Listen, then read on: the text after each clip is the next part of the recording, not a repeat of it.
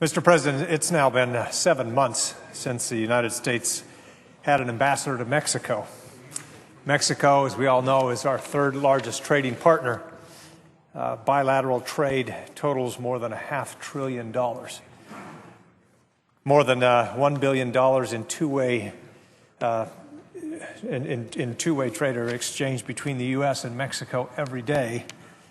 Now, the border states obviously enjoy a close relationship, robust trade with Mexico.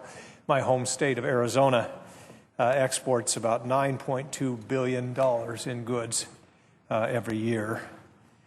Arizona has expanded its trade relationship with Mexico by reopening a trade office in Mexico City.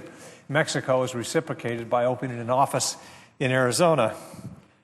Yet for more than half a year, we've not had a representative in place with the Mexican government to deal with the Mexican government on issues of mutual cooperation, issues of importance and of concern. The bilateral economic relationship between the U.S. and Mexico is not the only issue of importance, obviously, between our two countries.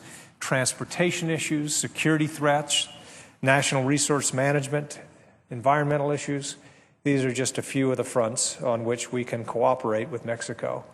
And such cooperation requires a close partnership between our countries. The longer we go without an ambassador there, the more this partnership will suffer. Now, the relationship between the United States and Mexico has historically been important, and previous administrations have acknowledged this by appointing top-notch candidates to serve as our envoy to Mexico. The current nominee to serve as ambassador to Mexico is no exception to this historical trend. As a career member of the Senior Executive Service, Roberta Jacobson has spent more than 3 decades working on Latin American policy for presidents on both sides of the aisle.